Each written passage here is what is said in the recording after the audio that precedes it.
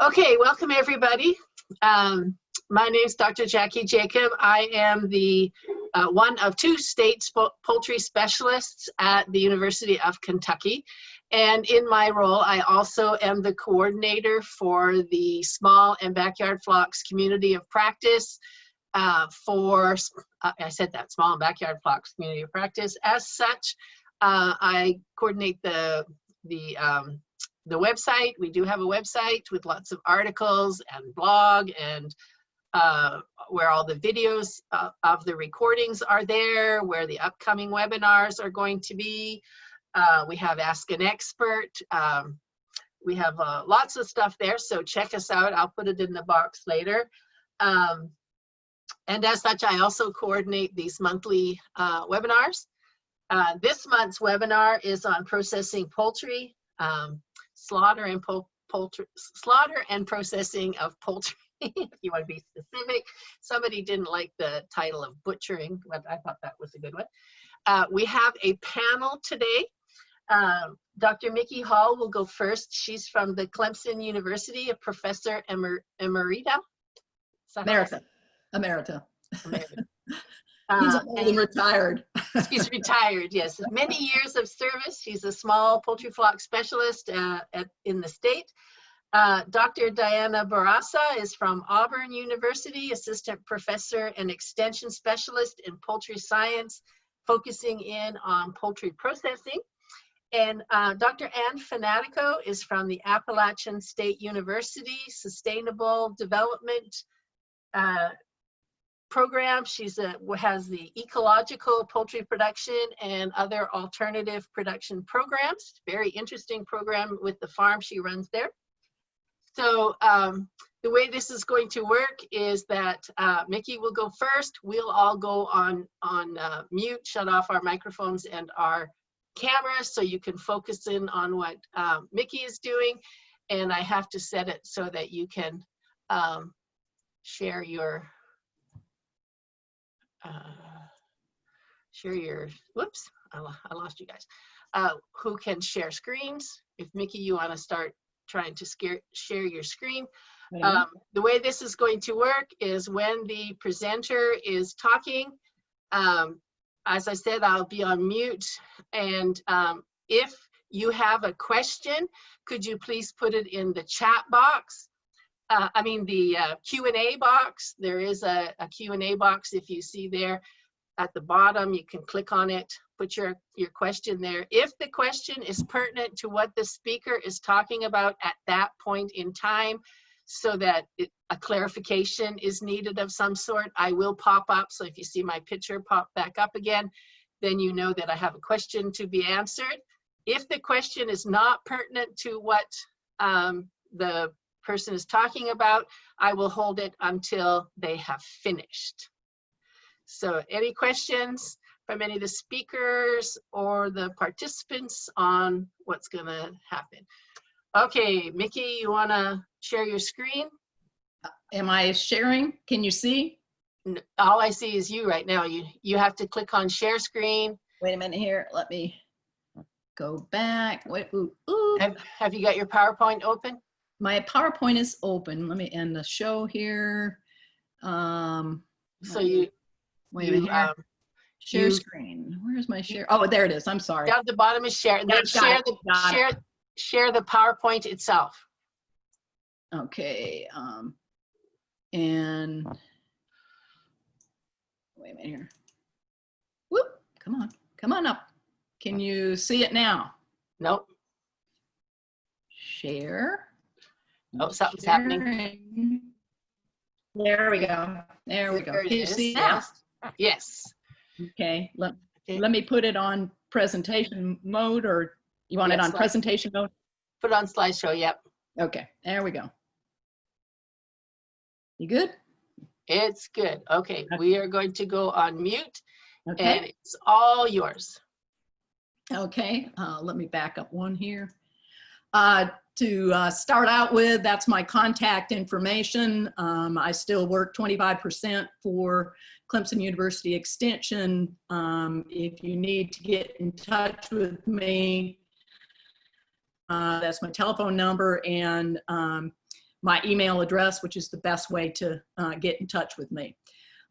Most of the pictures that you're going to see today come from the Clemson University Meat Lab. I did have to stage a few after we had a small disaster with a tornado that wrecked the roof, and the fact that we cannot come on campus as of yet. To let you know a little bit about the Clemson University Meat Lab, we do process multiple species. We do beef, lamb, swine, goat, poultry. We do chicken, turkey, quail primarily. This is a state inspected laboratory, which means that we meet or exceed USDA standards. I did want to thank my photographer, Dr. Brian Bolt, who is also a member of our livestock and forages team, for helping me put this presentation together. One of the things that I always emphasize with regard to processing any animal is that we are preparing food for ourselves, for our loved ones, possibly for the public. What's very important is that everything needs to be cleaned before, during, and after processing. We want to prepare wholesome, unadulterated food, and so try to keep things as clean as possible. I know sometimes we do this on the farm, but in the laboratory we try to keep it as clean as possible. So what will you need? Basically, I use a washable apron, bouffant for my hair, gloves, washable boots without any buckles or laces. The equipment I use a small knife, and I use 2 different scissors and a scabbard. I do things a little bit differently. So this is a picture of me with my apron, my scabbard. Everything is washable. Also when I'm in the meat lab, because there's lots of concrete and very hard metal surfaces, I always wear a hard hat, but at home you probably don't have to do that. The 3 pieces of equipment that I cannot without when I'm processing chicken is I use a very small deboning knife. I use a scissors. You'll notice in the middle, the green handled scissors, it almost looks like the green handled scissors has a break on one of the blades, and on the other it has a tip. This is for, because I don't want to, when I'm cutting into the carcass, I don't want to cut the, any of the intestines. The other scissors that I use, the big silver handled scissors, I use for removing heads and necks, and it has a groove in the lower notch on that scissors, and that helps to remove the neck. For larger birds like turkeys, oftentimes we go to a rose bush cutter and something a little bit larger, more sturdy. Just to kind of go over the processing step, we have to think about what we need to do before processing with our birds. We do our birds by hanging them from a shackle. We do stun our birds in the meat lab. Then they bleed out, which is required by the Humane Slaughter Act. We scald our birds, pick them, eviscerate them, have that viscera hanging outside so the inspector can look at it. We harvest the giblets from the viscera. We cool both the carcass and the giblets separately, and then package them or further process them. So with pre-processing, we have to think about bird handling and feed withdrawal. The important part is to handle the birds carefully. We don't want to be rough with these birds. We don't want broken wings, of course, broken legs. We want to avoid any bruising. Wingtips, tails tend to get most bruised because they're the bird is flapping, and obviously hanging this bird up on a shackle or moving these birds. This is something new for them. we also have to listen for vocalizations. Are there too many vocalizations or too few? These are often indications of stress on the birds somehow. And again, we want to lower that stress so that the final product, that muscle, that meat that we're creating is good quality meat.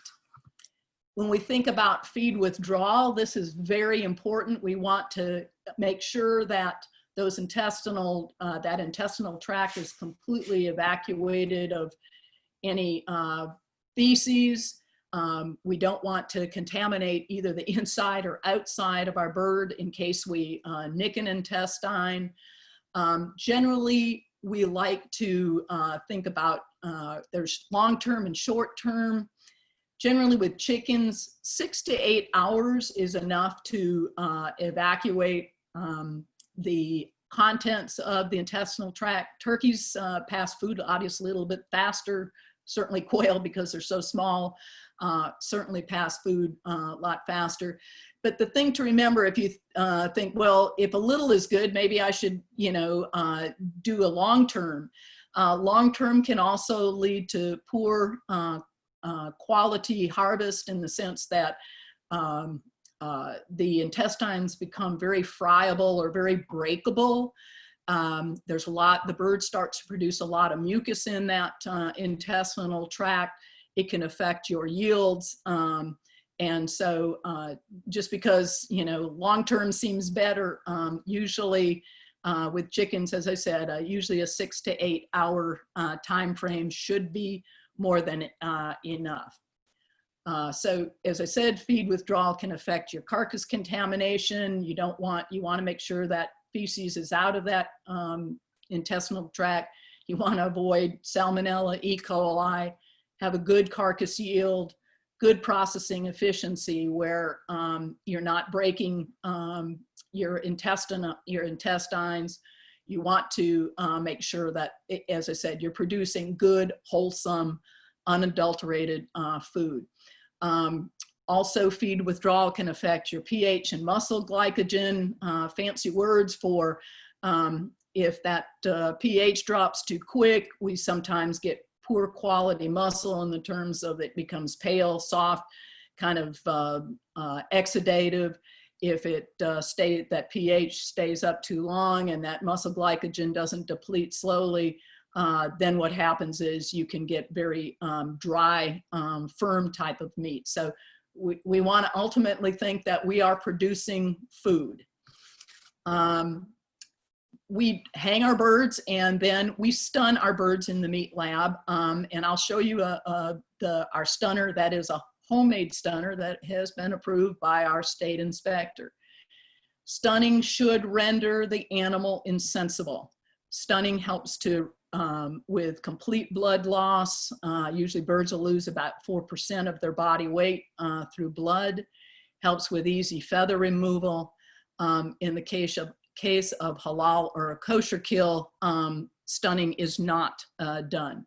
We use an electrical stunner in our lab, and this picture of our stunner, as I said, it is homemade. That gray box on the wall is the source of the electricity. The birds are hanging from the shackle, and as I said, their shackle acts as a conductor for the electricity as well, and it just knocks the bird out. The bird is not dead. This just shows a close-up of our particular stunner with the different dimensions. As I said, this is one that we made ourselves. Inside that trough, there is water that helps with the conductivity of the electricity. That stainless steel metal plate is so that the bird does not get rendered insensible by drowning or actually drowns in there, prevents them from doing that. They just receive a quick electric jolt to their body, so it helps them relax. Our stunner was made out of wood and then thoroughly fiberglassed, and then we used washable paint.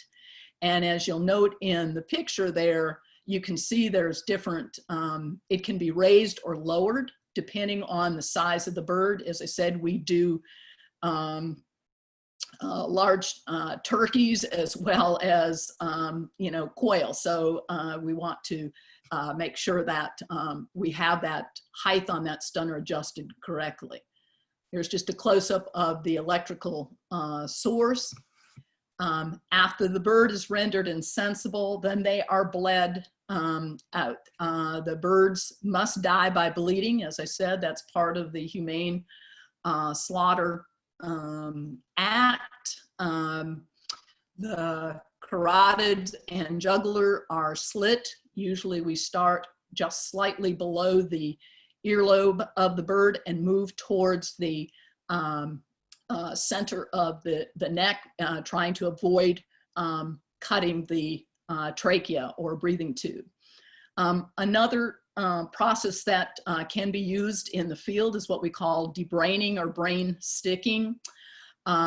There's a groove in the upper roof of the bird's mouth by taking a sharp pointed knife and pointing it towards, going through the groove and pointing it towards the back of the bird's head, making a slight 45-degree turn with that knife will also relax those feathers. This is oftentimes done in the field in order to help with the release of the feathers in case the bird is going to be dry picked. Here our birds are coming out of the stunner. You'll notice the wings are away from the bird's body. The bird is relaxed. And their eyes are closed. And the next thing, the gentleman in the picture is slit the throat to allow for complete bleeding of that bird, and they will pass down that blood tunnel. Normally, exsanguination or slitting the throat, the bird will bleed out in 45 to 60 seconds. If it's cold in the meat lab or we're in the winter time, a lot of times that bleed out will be slightly longer, but usually 45 to 60 seconds is enough to release most of the blood. And as I said, when we do that ventral cut, cutting the carotid and jugular vein, we don't want to try and cut the trachea. The other thing with turkeys, if you are doing turkeys, we cut both sides with turkeys. They have a tendency to draw their head up and actually shut off the flow of blood. So we do both sides to make sure that we get a good, complete bleed out. Our next step is scalding. Scalding just incorporates hot water and agitation. You can add additives like Scaldex, vinegar, dishwashing detergents, you altering basically the surface tension between the feather and the skin, trying to relax that. We have 3 types of scalding. For waterfowl, obviously, we use a hard scald, higher temperature, about 45 to 90 seconds. For mature birds or some of our older broilers, we use a medium or a sub-scald, anywhere from 129 to 136 degrees Fahrenheit. And then for our younger, smaller birds, we would use a soft or semi-scald at 128 to 130 degrees Fahrenheit for 1 to 3 minutes. This is a picture of our scalder. These are some older, some bigger broilers that we were doing. You'll notice we can do about 5 mature chickens at a time. With turkeys, we can do about 2. If we're lucky, if they're really big, if they're breeder birds, 1 at a time. Basically, they're placed inside, and that rotates and again, agitates the hot water, which gets into the feathers and helps to loosen those feathers. We are continuously adding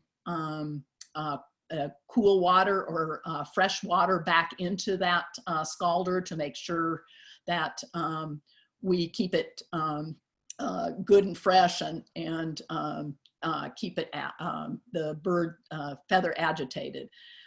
This is a gas fired one. We already had gas running to the meat lab, and so it made it logical for us to use a gas-fired stunner.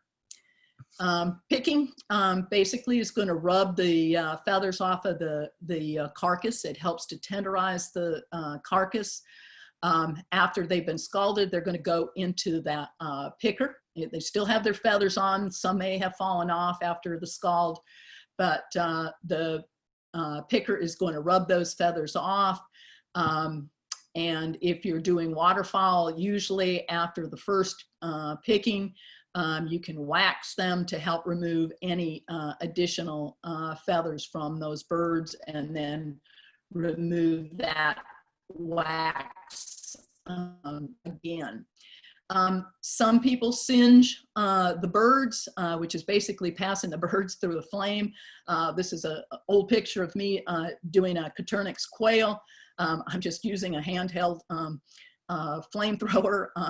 In our meat lab, we do not singe the birds. They come out fairly clean in the picker, and I'll show you that in a sec here. This is our drum picker. It spins around at a high speed.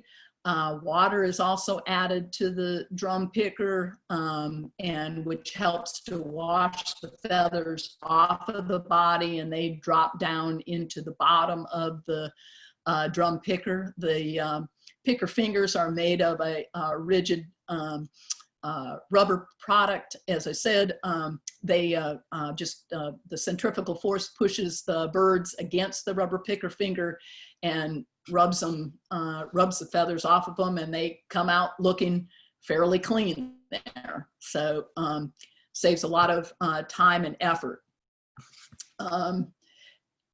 That's the live bird area, and then they pass through a wall in the meat lab and are rehung. I can do many more birds. After doing this for 47 years, I have to do them hanging. We used to do them on a table, but I can do a lot more. And since we are inspected, they have to hang on a shackle. So we rehang them where we can start the evisceration process. And basically what I do is I've used that silver handled scissors and remove the head. And then I take that green handled scissors and cut up as the back of the bird faces me. I cut up to about the wings, and then I'm going to tease that skin away from the bird's neck. So here I've teased all the skin away from that bird's neck, and I go in with that notched silver scissors and cut the neck off and get it out of my way and set it aside and start for later. After I have the head and obviously the neck removed, what I want to do is separate the esophagus and the trachea. The trachea, you should be able to feel. It has sea cartilage, which is a little bit rigid for the trachea, the breathing tube of that bird that's going to go down to their bronchi and into their lungs. But what I do is separate those two, the trachea and the esophagus. They're always kind of together with lots of connective tissue. And I'm going to follow that esophagus up to the crop of the bird, which is lying in the neck region of the bird. And I want to loosen all of that, the trachea, the esophagus, and the crop, so that when I go to the other end of the bird, I can pull all of that out at one time. So this is showing the esophagus, and there's the crop hanging out. And there again, that's it takes a while to get the feel for that. You can see this bird's been off a feed. That's good. That crop is empty. Trachea there is hanging down. And so I'm ready to start on the other end of the bird. First thing I'm going to do on the back end of the bird is the oil gland removal. I'm going to do a tail cut, opening cut, vent that bird, and then remove the viscera, have it hanging outside the bird so it can be inspected or disposed of, and then I'll harvest the giblets from the viscera. So this is a picture of the preen gland or oil gland. We do remove that.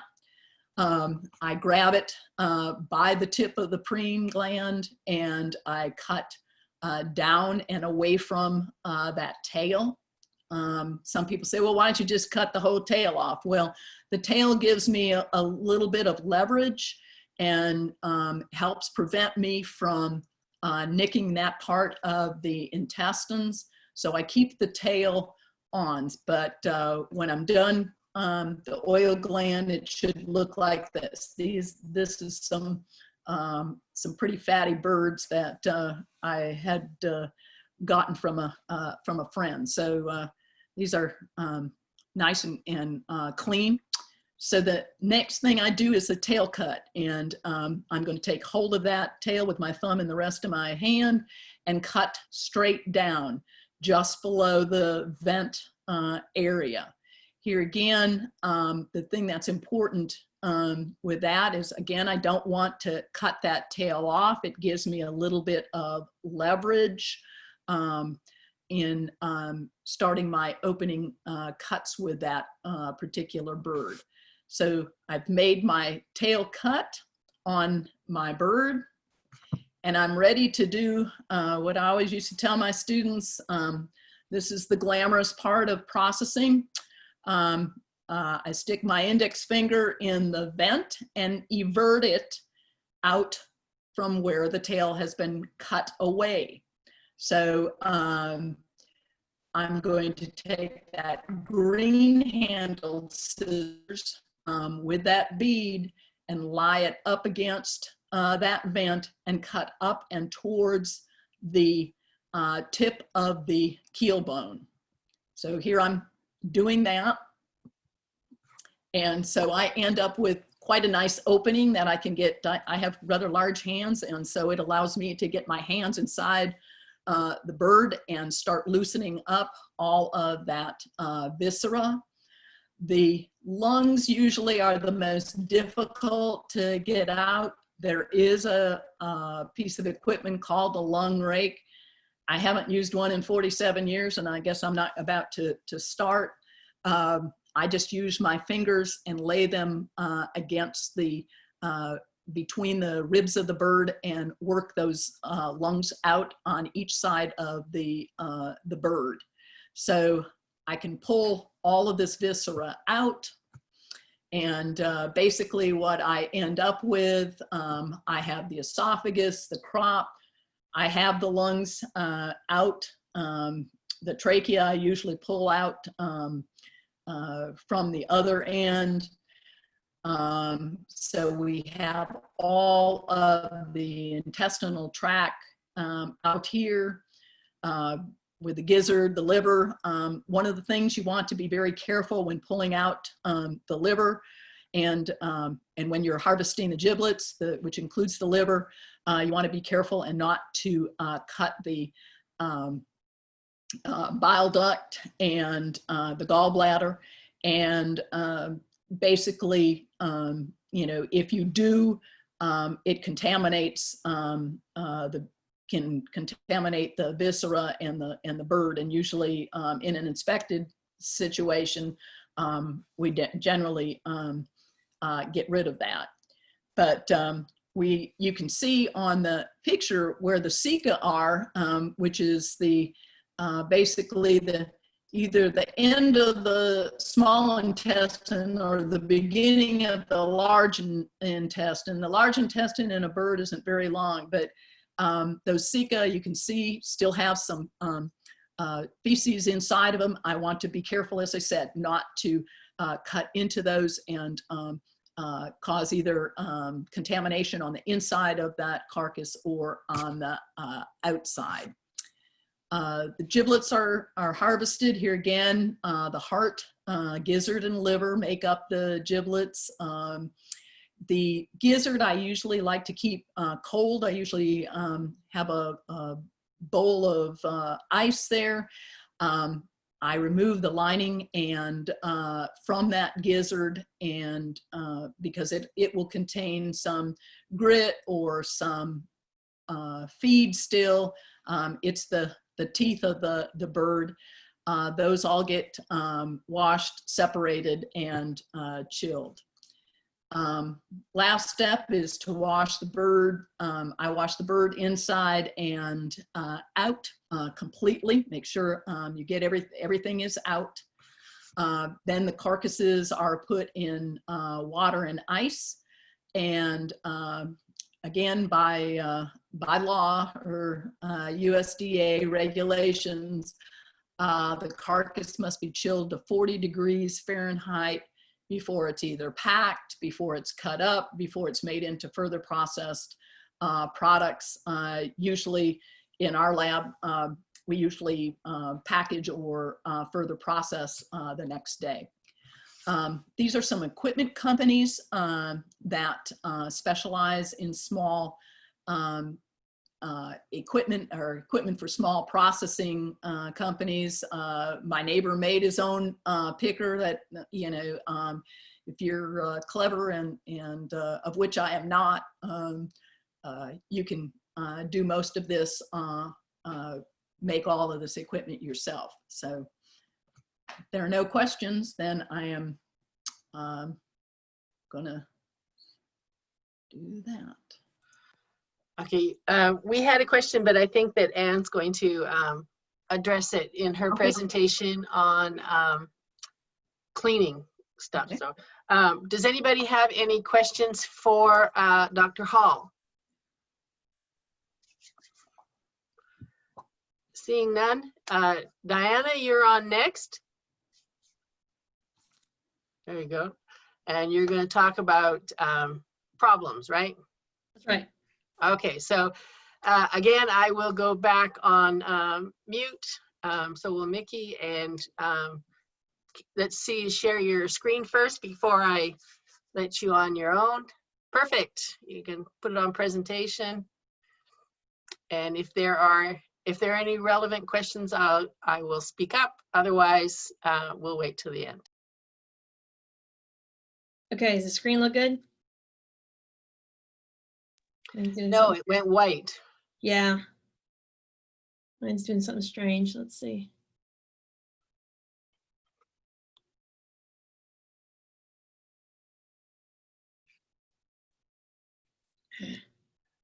Try unsharing and sharing again. Okay, now you just need to start the PowerPoint. Try it one more time. Let's see.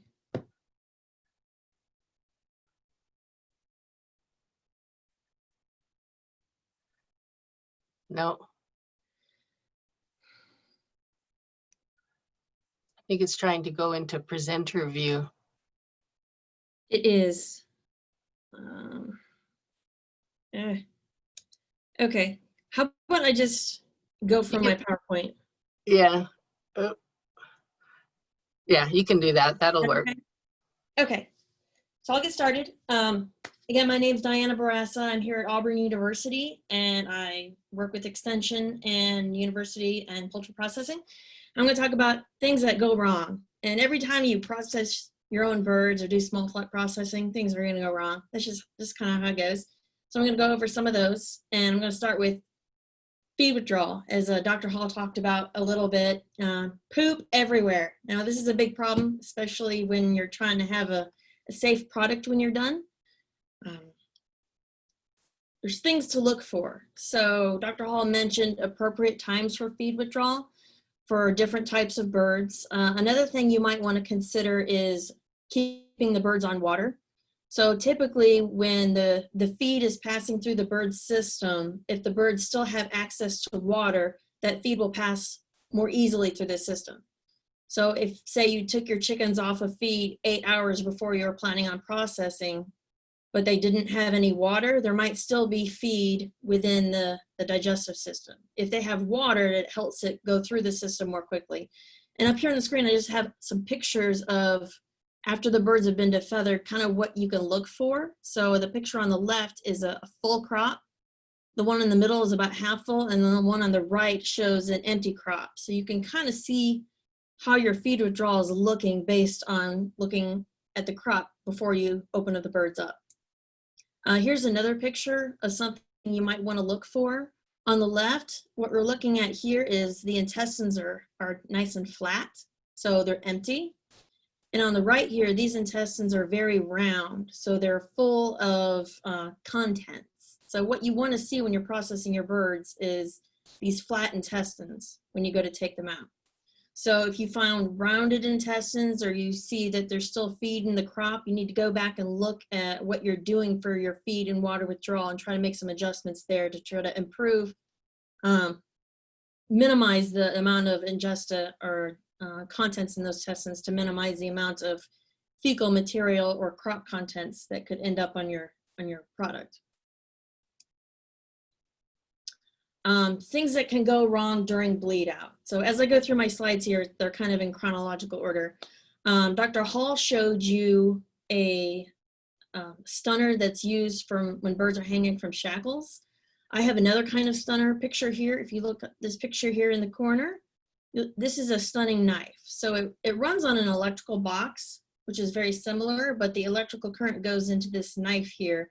It has a little button on it, so when you press the button, you can give the bird an electrical current and render that bird unconscious. So one of the things that can go wrong if you're using a stunning knife is if the voltage is too high, you'll see hemorrhages in the bird. So this is where the muscles flex very hard and capillaries burst or that sort of thing. So you'll get little splashes of blood, which I have a picture here.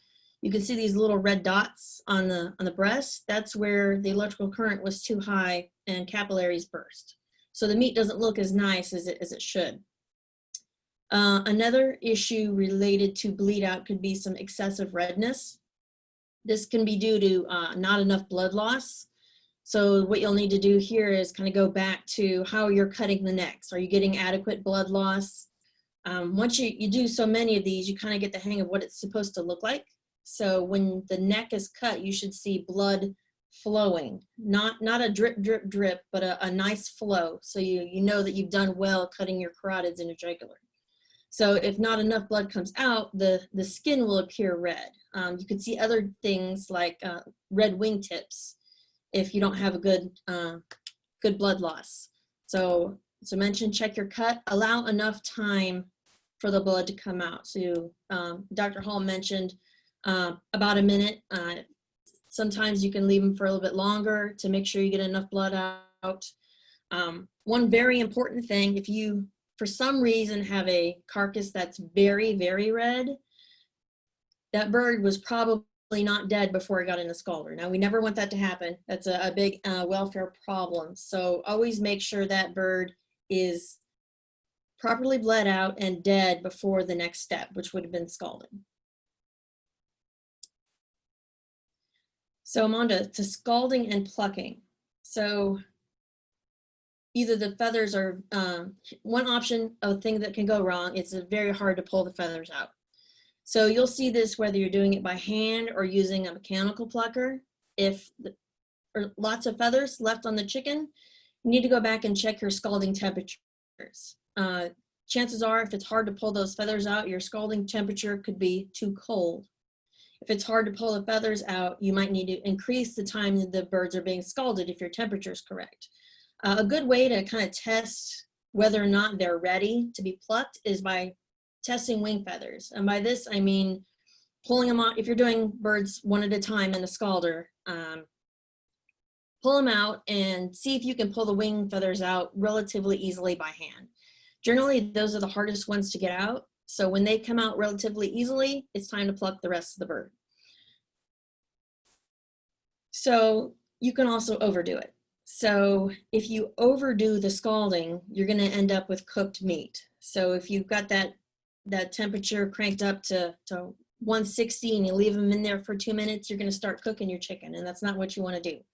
So down here I have some pictures. On the left here, a bird's over scalded, and you can kind of see the whitening on the breasts. So that is where the meat itself has been cooked, and that's not what you want. Here is what a bird looks like before scalding, and on the right is what those birds normally would have looked like. And they have a more kind of pinkish color where you can see the meat over here has been cooked and the meat over here is still okay. So if you're seeing cooked meat, you go back and look at your two things, your scald temperature and your scald time, and try to adjust those things to get a normal looking carcass. So evisceration, this is the trickiest part, especially when you're getting started eviscerating birds. Dr. Hall has shackles to eviscerate with. When I do a small flock processing workshop where we do hands-on processing, and it's stuff that I have in our trailer that we pull out. So we don't have a shackle, big knife setup. We have kind of a smaller backyard sort of setup.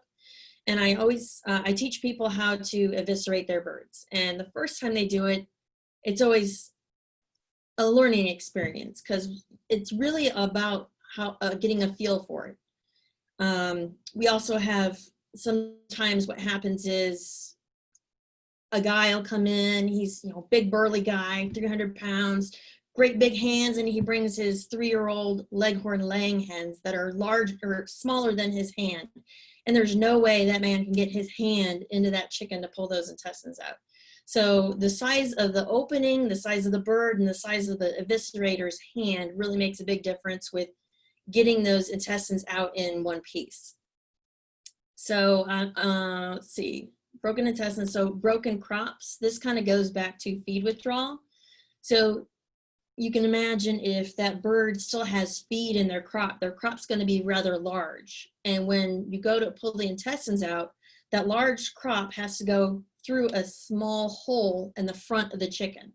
So when you try to do that, if the crop has feed in it, what's going to happen, it's going to break, and those contents in the crop are going to get all over your carcass, which is something you don't want. Dr. Hall mentioned green bile. That's from the gallbladder that's attached to the liver. If you want to save your livers, you have to remove the gallbladder, and really that's a practice makes perfect kind of thing. You have to very delicately remove the gallbladder from the livers, and if you make a mistake, what will happen, there'll be green liquid everywhere, and that one's just a loss. You got to start over. I've got torn livers up here. Livers are very delicate. When you go to remove them for evisceration, they have to be removed very delicately to have a good looking liver when you're done. And really that's another practice makes perfect sort of thing. Additionally, when I do these workshops, we're usually doing it outside or in a barn or something. So I always bring along flashlights so that you can take that flashlight and you can shine it inside the body cavity and make sure you've removed everything you need to remove, particularly lungs. Those are more difficult to get out. I do like Dr. Hall does. I put my fingers in there, move them between the ribs and tease that lung out. But the flashlight helps me know for sure whether or not I've removed everything that needs to be removed from the carcass. So I wanted to mention a little bit about myopathies. These are things that go wrong with meat. And I think sometimes they are more prevalent in the commercial industry just because of how fast the birds grow. But I'll talk to you about each of these 4 myopathies, starting with the green mussel disease. Now what you have in this picture here, what you're looking at are the tenders, and they have turned green. This is never a pleasant thing to see. And the reason it happens is a couple of days before processing, if the birds get scared or if they're handled a lot, if there's excessive wing flapping, that tender, that muscle there, it needs to swell a little bit. because if it gets worked extra hard, the muscle will need to swell. But what happens is there's no space for that muscle to swell. So then the blood supply becomes restricted, there's muscle cells die, and then basically the muscle is dead, or cells within that muscle are dead, so they start turning green.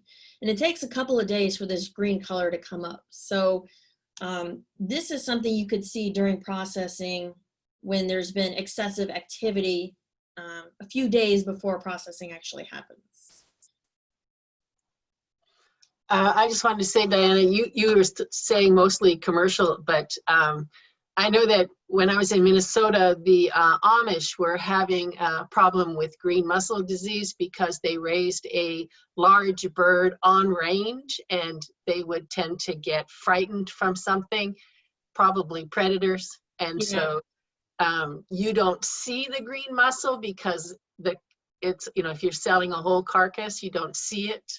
You will not know it's there until you open it up. You'll not know it's there, and they were having a real problem with their customers complaining about having green mussel disease. So it's not just industry, it's anyone using commercial type chickens and raising a bird. The large, faster growing birds will have that problem, and these other ones, depending on how quickly they grow.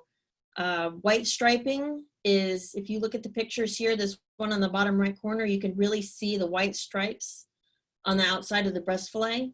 If you go to the grocery store and look at the breast fillets in grocery stores, you'll see white striping. Now, there's nothing necessarily wrong with white striping. What has happened is the breast muscle grows so quickly, and the bundles of muscle fibers are quite large. So that kind of, if you have lots of large circular things next to each other, it creates a space. So in this space that's been created, fat goes in there. So you have these fat stripes between the muscle fibers. And usually if you get to this much, this score 3 of white striping, that's a problem, but there's nothing really wrong with white striping. It's safe to eat. It's more of a visual thing, whether or not it looks visually pleasing. Now, woody breast is a different thing. This has become a big issue with fast-growing broiler chickens, and what happens is the meat feels hard to the touch. Usually if you pick up a breast fillet, it's pretty soft and pliable and kind of floppy. When you have woody breast, it feels thicker or hard, basically hard, and it's not so pliable anymore. This is also due to fast muscle growth. And the idea behind why this happens is because the muscle cells are growing so quickly that the support system, like the blood vessels and the other things that need to happen to support growth, can't keep up with how quickly the muscle's growing. This meat is also perfectly safe to eat. It's wholesome, but it does impart a pretty unpleasant texture when you go to eat it. I don't know if you've ever gone to maybe a fast food restaurant and gotten a chicken sandwich and you bite into it and it's just not right. There's something not quite right with it. And that's probably woody breast. And this woody breast would be an issue in the fast growing broilers. And the last myopathy I'm going to talk about is spaghetti breast. This is kind of the complete opposite of woody breast.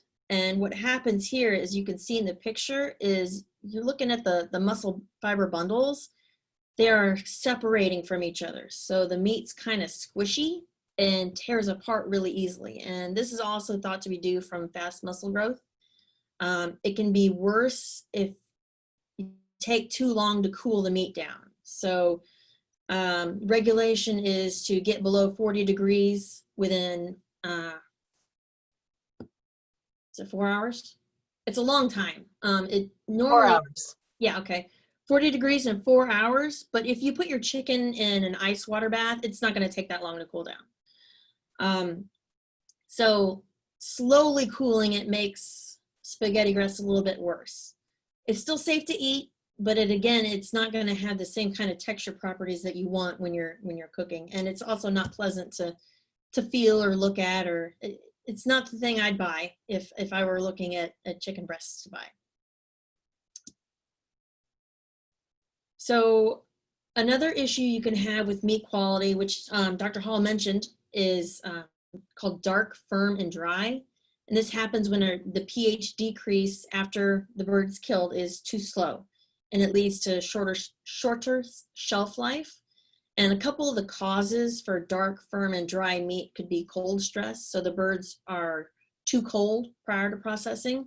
And also, as Dr. Hall mentioned, excessive feed withdrawal. So if the birds have been off feed for way too long, you can have this dark discoloration from excessive feed withdrawal. On the opposite end of that is PSE-like meat. That's the pale, soft, and exudative. And what happens here is the pH decreases too quickly. And this is usually caused by excessive physical activity immediately prior to slaughter. So if you're going out to get your birds, you're ready to process them, you don't want to get them too excited. So don't run in there and get them flapping all over. That's when your pH will decline too quickly and you'll end up with pale breast fillets. So the excessive physical activity leads to excessive production of lactic acid. Acid makes pH go down, and you can see kind of here in the picture, the fillet on the right is much lighter than the fillet on the left.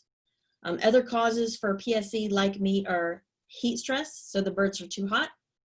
The issue with this lighter fillet, I mean, it's a little bit lighter, it looks okay, but one of the big issues with PSE-like fillets is they don't hold water as well.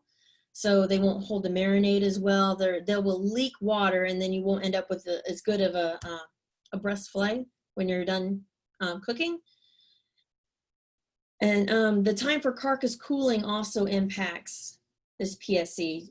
Similar to the way it impacts DFD is that in order to slow the pH decline, you need to cool the carcasses faster. So the rule of thumb here is once that bird is dead, defeathered, eviscerated, go ahead and get them rinsed off and chilled as quickly as possible. Don't let them sit around. So cooling quickly is helpful. And the last thing I have for you about issues that can come up is tough meat. So generally, older birds are going to have tougher meat than younger birds. That's just one of those things. That's why when you do your Cornish cross meat type birds, they are slaughtered 6 to 10 weeks, depending on their growth conditions. They're still immature birds. They haven't reached sexual maturity. So those birds are going to be juicy and tender and delicious. If you're slaughtering your rooster that you've had for several years, the meat's just going to be tougher. There's nothing you can really do to fix that in the processing end. It's going to be more of a how you prepare that bird through cooking. Last thing is the time between slaughter and cut up. So we mentioned you got to get that bird cooled quick, less than 40 degrees within 4 hours. But if you put them in an ice water bath, it shouldn't take 4 hours to cool. But what you don't want to do is take that bird out of your ice water bath and cut it up immediately. That is definitely something you don't want to do. Because what will happen is those muscles will essentially, if they're not connected to the bone, they'll get shorter, they'll contract and get tight. And what you'll end up with is tough meat. And it really makes a big difference. Usually when I do my workshops, I tell people just keep the carcasses on the bone until the next day. Then you know you're good.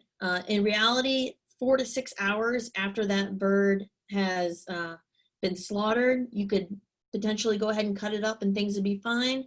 But generally, it's best to go ahead and wait to debone to the next day, and you're going to get as tender as meat as possible from your bird.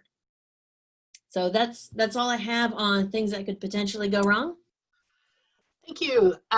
We have some questions that either you or Mickey could answer if Mickey wants to come on. And Anne, you can start sharing. So Diana, you can unshare so that Anne can share. So we had some questions that, the panel can have. So one was with Mickey, water good, food bad prior to harvest, which I told him, yes, that was true. Yeah. keep the water on. But there was a question for older birds, is there a specific season, time of year to make plucking easier, more effective with the colored feathered birds? And that might be more up your, you do more of the colored birds, don't you? I don't think there's going to be a special season that impacts the feather removal. It's not like I think if you follow the feather removal that Dr. Hall and Dr. Bourassa have mentioned, you should have good feather removal. Good. Oh, then there was one that I answered for you, but it was to do with the green mussel disease. The question was that will it recover, so that if you start to process and you see green mussel disease, can you stop and wait, and then the rest of the flock will get better and not have green mussel disease? No, once it's dead, right? Okay. Yeah, they won't get better. Once the cells have died, they're not coming back. Right. Yeah. Okay. The next speaker is going to answer one of the questions that we had on cleaning the plucker. But Dr. Fanatico from Appalachia State University is going to talk about the sanitation and antimicrobials that you can use, and we'll focus mostly on organic processing. So, because that's where she works with. You can use commercial ones, but not if you want to be certified organic. So it's all yours, Anne. Thanks, Jackie.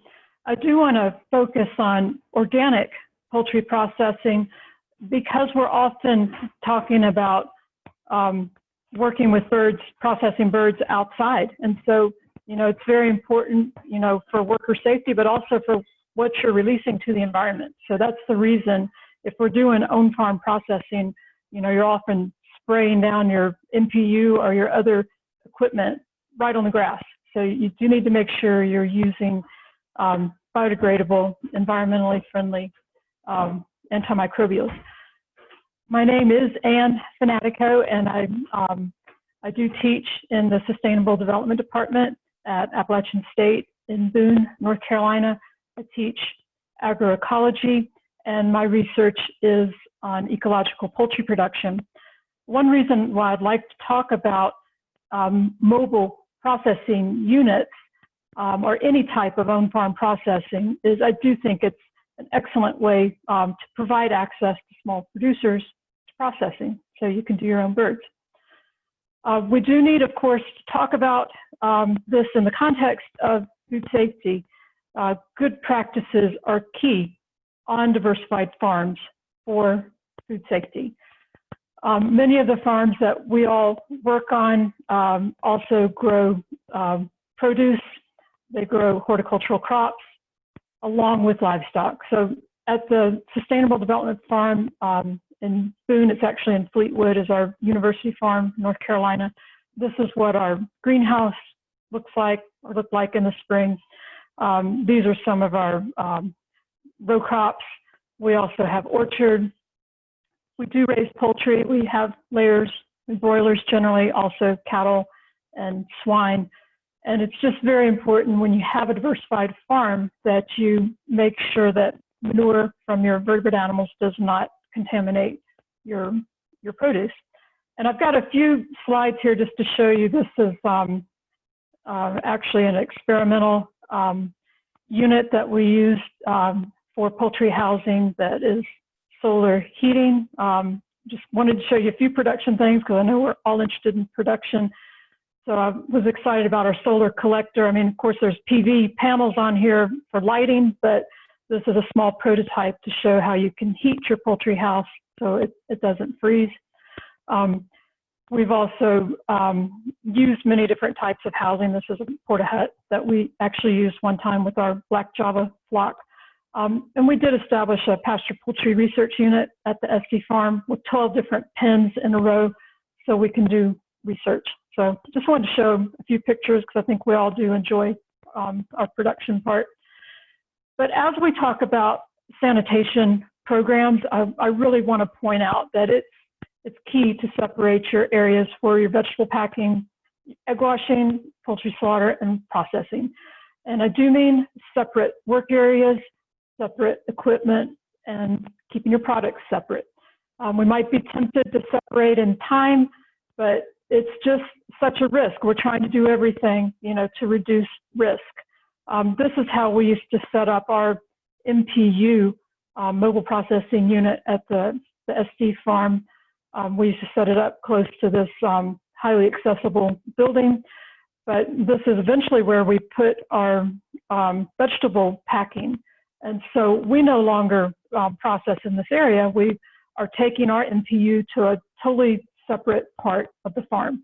So one thing that's really nice about MPUs is it's like a rolling room. It can just roll right onto your farm and keep the areas separate. So with poultry processing, you do need to use good practices, often called like GAP, good agricultural practices, or sanitation SOPs, and even HACCP, which is hazard analysis of and trying to control things critically. But it also includes the basics of wash, rinse, and sanitize.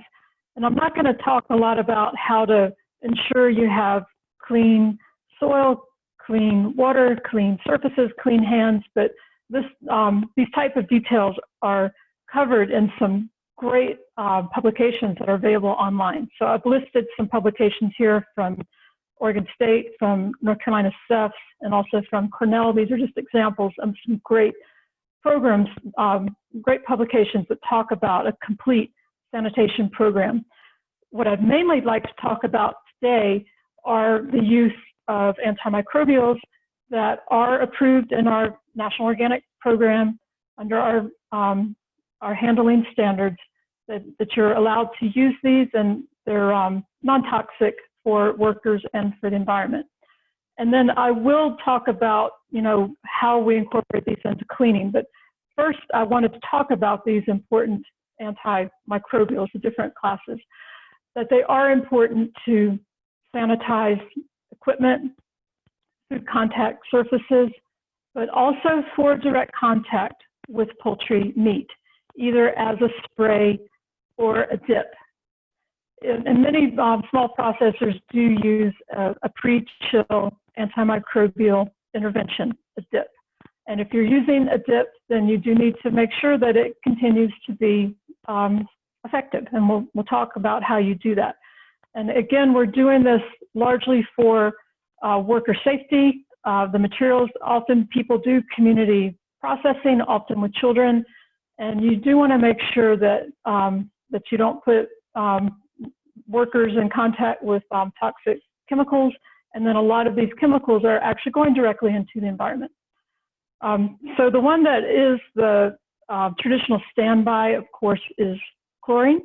This is allowed in organic production, and you can make sanitizing solutions up to 200 parts per million for equipment and food contact surfaces. If you're dipping or if you're spraying your poultry carcasses, and generally this is going to be pre-chill is when you do it, or it could be during the chilling process. If you're actually immersing your carcasses in water in a chlorine solution, it does need to be a bit more dilute, usually about 50 parts per million. And then organic standards do require that you rinse with potable drinking water that fits Safe Water Drinking Act, which is 4 parts per million. So I've got a little guide over here about how to make your own spray or dip. And there's a lot of great information on the internet. You just have to make sure you're using a food grade type of chlorine. And in many cases, you have to make sure that you have a particular pH below 6.5. And then you need to test for your chlorine if you're using it as a dip or pre-chill. Chlorine is caustic, and so you have to be very careful with it. It's actually not allowed in Europe in poultry processing. So a lot of companies actually now use peracetic acid, and many small processors also use peracetic acid. And I just want to mention what peracetic acid is. Many of us are very familiar working with vinegar, which is acetic acid, or acetic acid is the main component of vinegar, and hydrogen peroxide. These are, many people that are sanitizing food services actually like to spray them separately, spray acetic acid or vinegar, wipe it down, and then spray hydrogen peroxide. But it really becomes extremely powerful when you combine acetic acid with your hydrogen peroxide. And that's what creates peracetic acid. And many of us are familiar working with peracetic acid with vegetable packing, washing produce. Sanidate is one, the 5.0 formulation that many vegetable producers use for packing. So I think many people are familiar with this type of chemistry and with this company in particular. But there are many suppliers of peracetic acid. It's also common in large-scale poultry processing, and it's approved for up to 2,000 parts per million.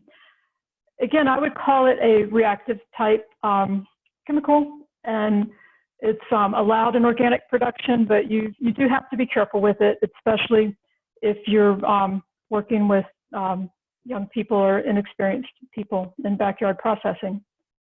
So I am much more interested in personally, and the way we train students at our SD farm is using either organic acids or plant-derived antimicrobials.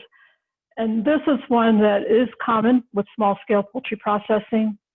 Chickcide is what this is called, and it is any type of acid many types of organic acids are approved at 2.5%.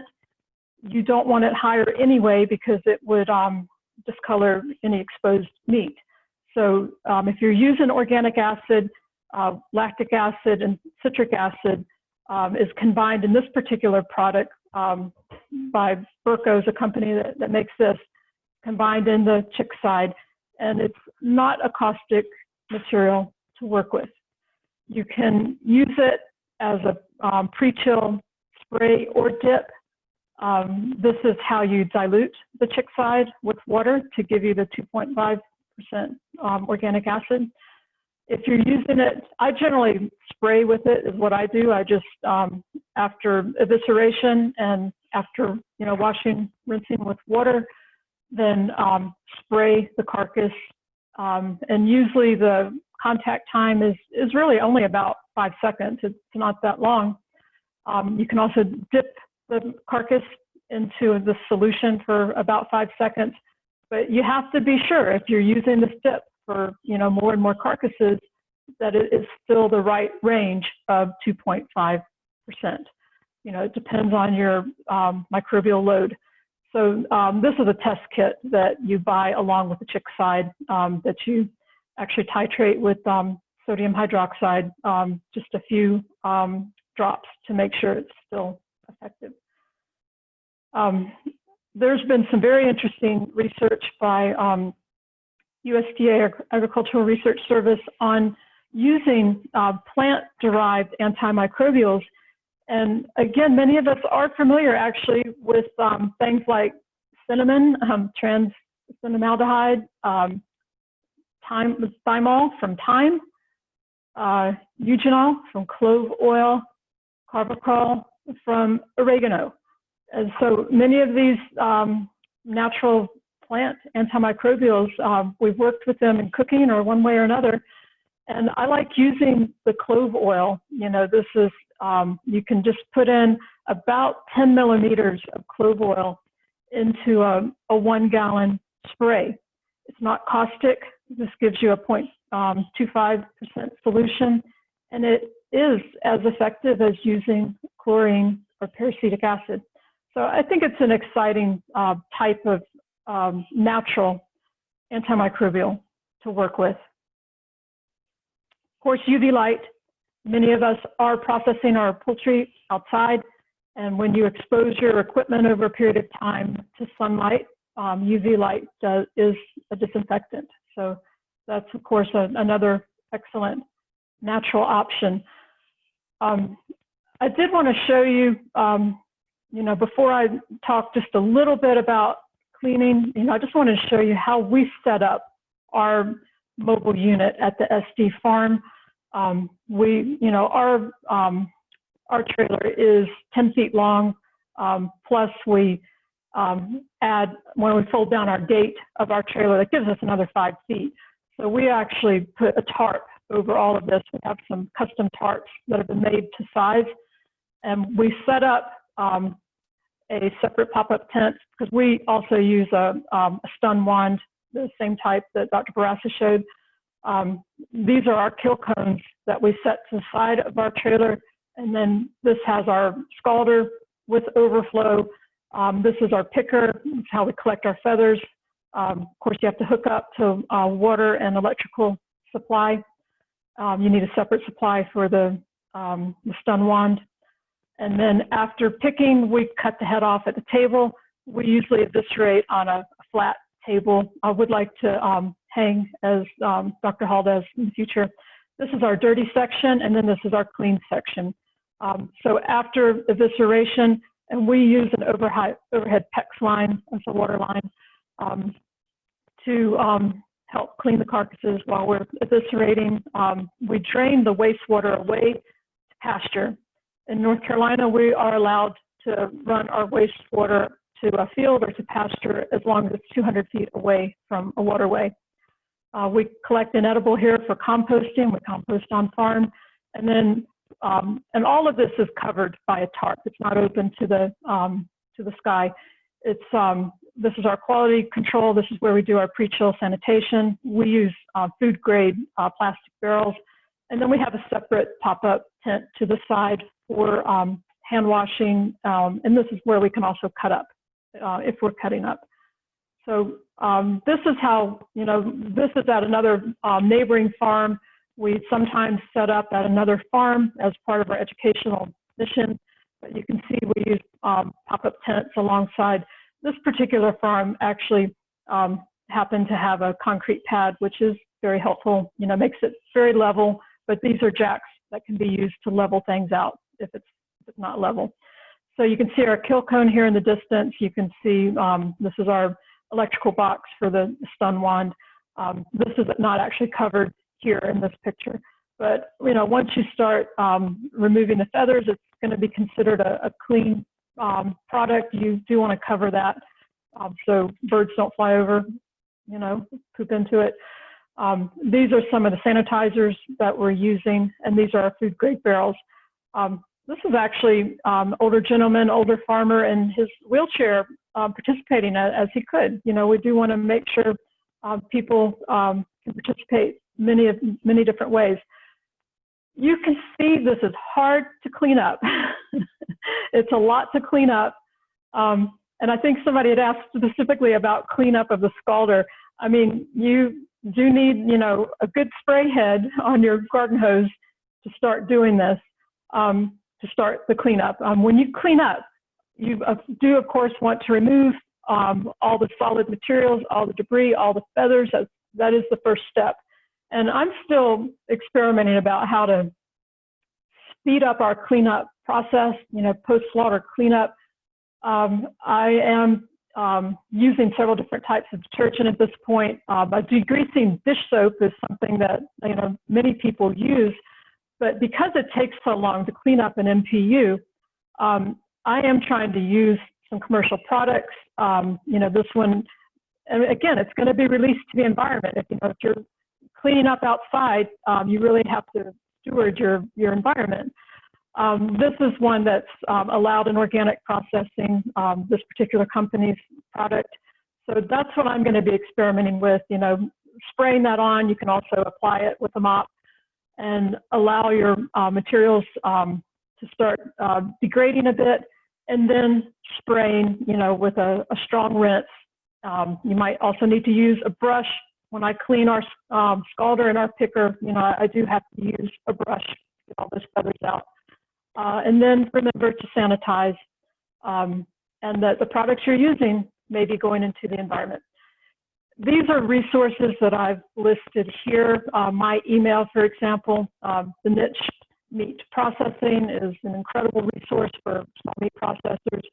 These are the 3 extension publications that I had mentioned, giving you a direct link. And I do actually I did cite Dr.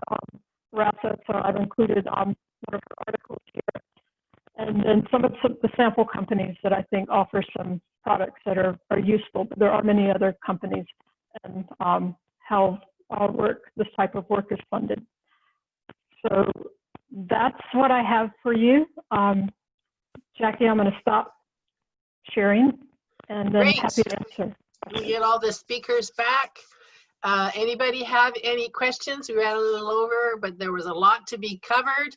I think all the speakers did a really good job. But I really, really want to point out that regulations are very state specific. So make sure that you check with your local agency. Here it's the Department of Health that affects us, as well as the Department of Environment, because of the waste materials. We do not allow on farm. I know Vermont and some of the ones up in the Delmarva do allow on farm discharge. And as Am said, they do too. Mickey, there was a question about the equipment manufacturers. Can you put that information in the chat box? Just sort of cut and paste from your presentation and put it in the chat box. Alrighty. People were interested about that. And yeah, there was the one question was specifically on cleaning the plucker, I think, with all those feathers in it. I don't care if it's inside or outside, Anne, it's tough to clean, no matter what. Yeah. A brush and a spray head, you know, that's what you're going to be working with. It was just a lot of elbow grease. Absolutely. That you have to use. One of the things, I'm going to jump in for just a second on cleaning the picker.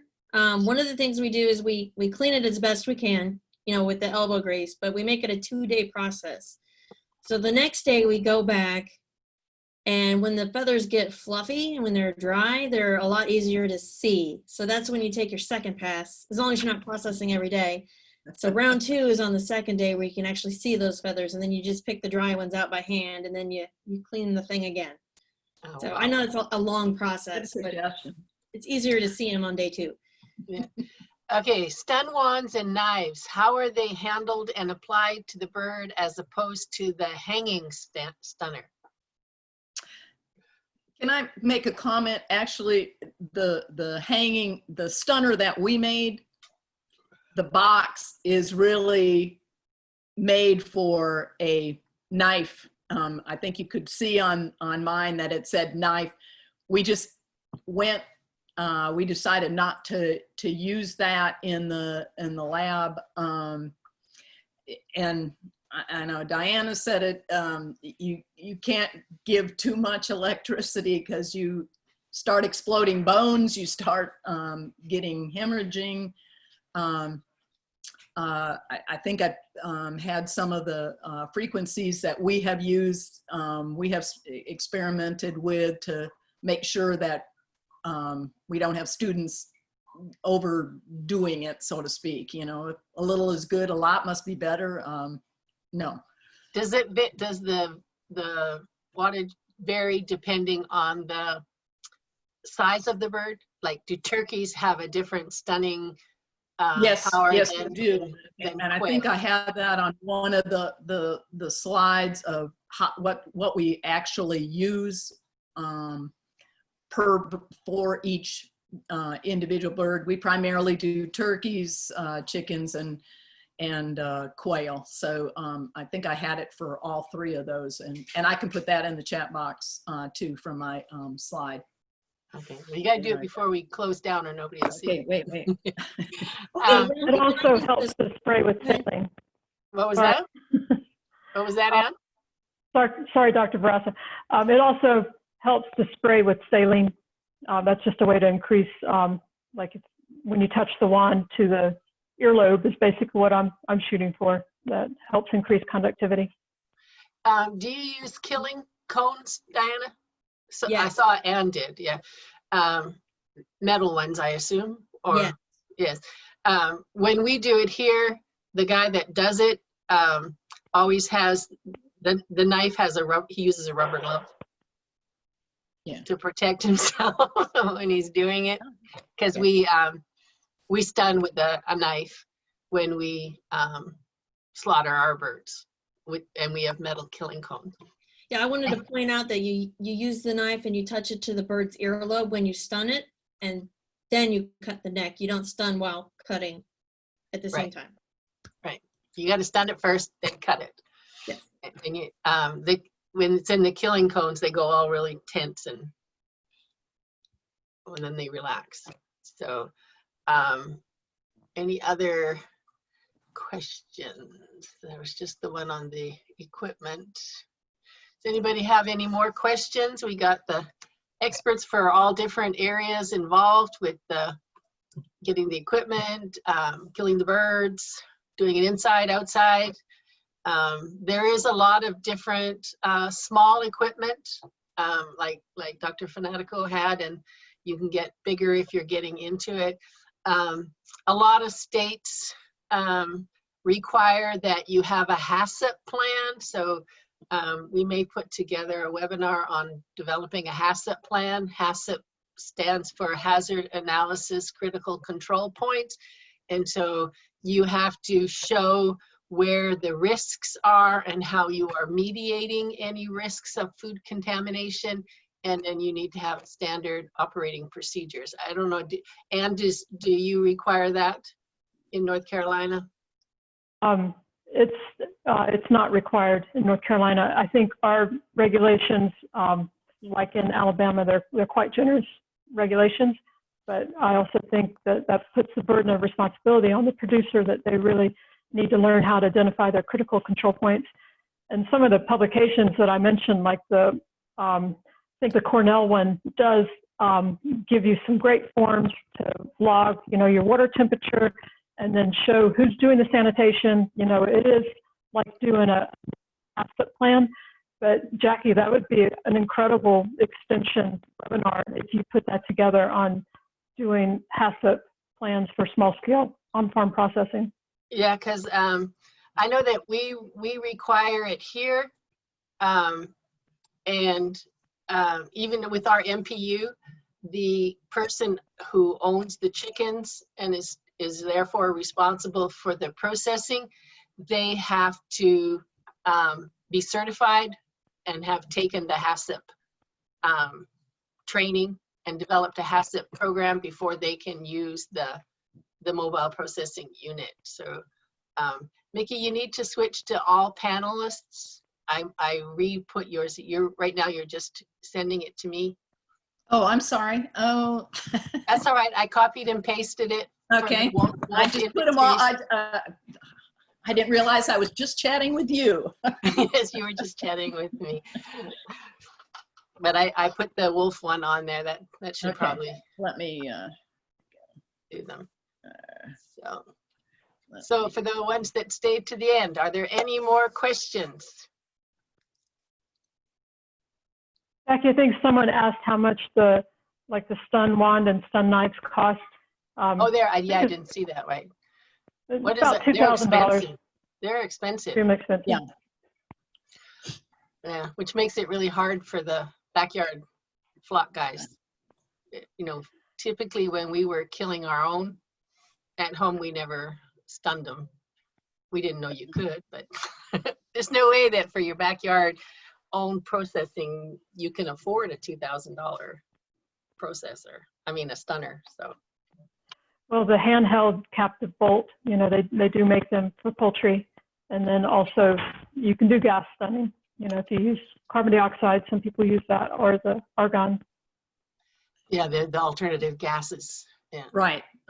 Be careful with the CO2. Yeah, you don't want to stun kill yourself. Right. You don't want to collapse. Well, if you're not stunning, using a cone is the way to go. Yeah. Exactly. That keeps them contained. Yeah. Okay, so I'm not seeing any more questions.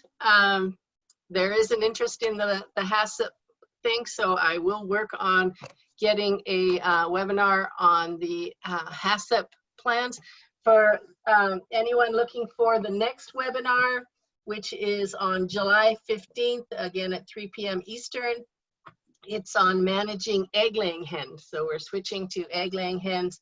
We have upcoming ones include managing predators, raising exhibition and showing exhibition chickens, raising your own meat chickens, and selecting, handling, and cooking turkey right in time for Thanksgiving.